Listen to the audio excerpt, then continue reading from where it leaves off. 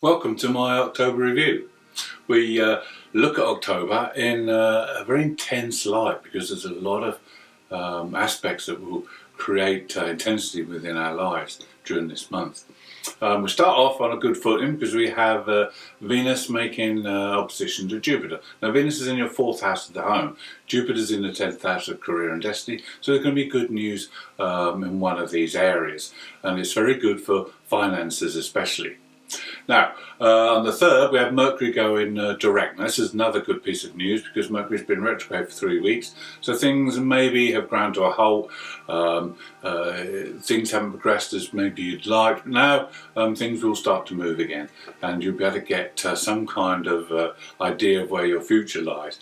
Because we also have, on the 6th, Mercury making an aspect to Pluto.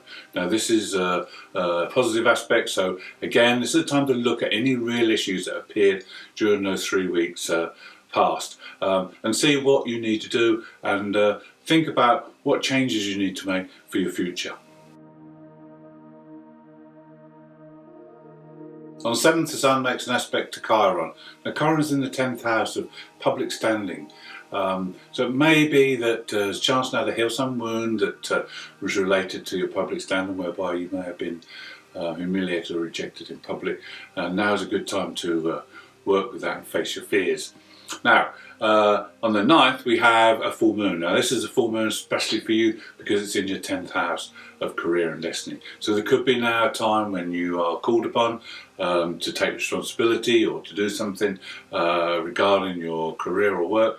Or it may be that you're forced into the public limelight to do something. Now, it's also good news around your career, but also around the home area as well and property, because we have the Sun in the 4th house. Now, the full moon's about culmination, it's about things coming together. So any projects or any things you've been working on, most likely to come to fruition now.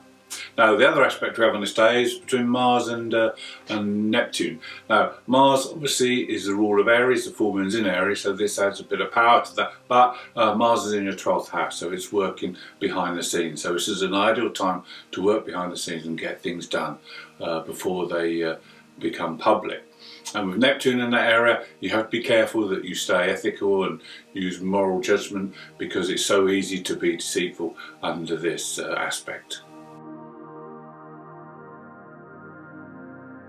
As we go through October, the Sun, Venus and Mercury become very close together and will therefore make the same aspects. And on the 10th, Venus makes that same aspect to Chiron. So again, it's a good time to look at relationship fears this time and to deal with any issues that are there. Then the following day we have the Sun making an aspect to Saturn. Now, Saturn's in the 8th house of shared resources. Sun's in the 4th house of the home. So it's a good time to look at resources surrounding the home and maybe put a plan together. Then on the following day we have Mercury making an aspect to Jupiter. This is excellent for signing any contracts, making any decisions around the home, or in fact actually investing money in the home. On the 13th, there may be a personal issue that you need to resolve surrounding the home or with a family member, because the Sun makes a square to the Black Lilith is in your 1st house, the Sun being in the home area. So it could be something that you need to talk about and resolve. And this can be done the following day when Venus makes that same aspect to Saturn in that 8th house. So this could bring about some discussions and maybe put an end to it. But we have Venus making an aspect to the Black Lilith on the following day, so this could reignite things or it could put things to rest. It depends how it goes. On the 17th we have the Sun making an aspect to Mars, and Venus does the same on the 18th. So this is a time when energies will be high. You'll be wanting to get things finished, and this is good. It's best to work alone with this Mars energy, quietly in the background, because Mars is in that 12th house.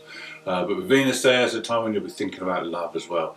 And a relationship that starts around this time would be very fruitful for you. If you're already in a relationship, it's a good time to bring a little bit more spice into the relationship and make it a little bit more exciting. Then we have the coming together of the Sun and Venus, and this lasts for 8 days. So this is quite an intense period as well. During this time, they both make an aspect to Pluto. Now Pluto is now turned direct on the 9th, so he's starting to move forward, and we'll be moving out of the shadow area and gather momentum.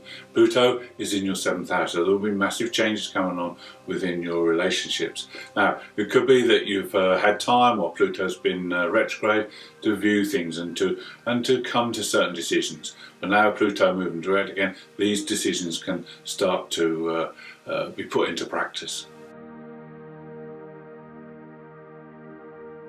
Between 23rd and 24th, you'll have time to deal with a serious situation. You'll be in a mood whereby you'll be able to see things clearly, you'll be clear-headed, and with Mercury in that home area, it could be concerning the home, or with Saturn making the aspect to Mercury, it could be to do with share finances or other people's money. So it's a good time to make a good decision, and on the 24th, you'll be able to speak your truth, so to speak. You'll be able to say things as they are. If you're dealing with people, this is good to get things clearly understood by both parties. On the 25th, we have a partial solar eclipse. Now, this eclipse is in Scorpio, so it's a very intense eclipse, but it's also in your 5th house. So things have changed now. The focus has gone from the 4th house now into the 5th house, and it's now about having fun, enjoying yourself, because you have your ruler there with the Sun and Venus. So this is a time when whether it's pleasure or fun or love that you're after, this is a time when you can use the law of attraction and attract this to you. Your desires will be strong, and this is a time for maybe initiating some kind of creative work as well, because the 5th house is about creativity. Maybe it's time to develop part of your creativity or one of your talents that has been laying dormant.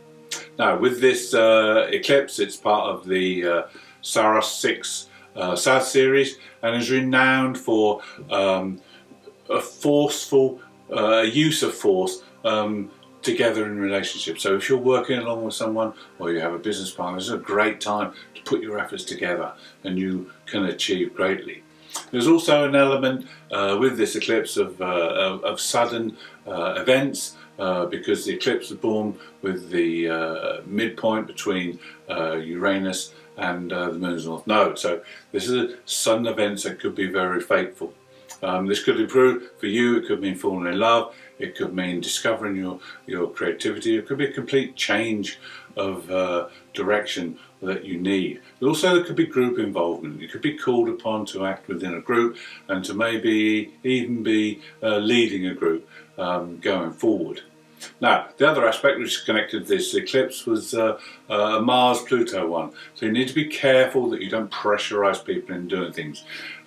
This eclipse in Scorpio, so it is very intense, very passionate, and it's easy to go overboard and to try and get people, make people do what you want. But you need to be mindful of others, keep open-minded, and make sure that you, most of all, enjoy this time. Mercury makes 2 aspects on the 27th, and one to Mars, one to Pluto. So this is very similar to the eclipse. So again, it's giving you the opportunity to overcome challenges without pressurizing and without being too all-consuming. Then on the 29th, we have Neptune making an aspect with the Black Moon Earth, who's in your 1st house, as you remember. So this is a time to use your intuition, bring your intuition into play, and to make the most of it. And then to finish the month on the 31st, we have Mars going retrograde. Now Mars is already in your 12th house, so this is nothing new to you, because Mars has been there for some time. It's a fact that you probably need to carry on now, just biting your tongue sometimes, letting things pass, and just making sure you don't let the anger bubble over. It's a good chance to write a journal, keep a journal of all the things that make you angry. And then when Mars goes direct again and finally moves into your 1st house next year, you'll be able to express that in a more constructive way. Thanks for watching. Tune in next month, because we have another eclipse in November and lots more to talk about.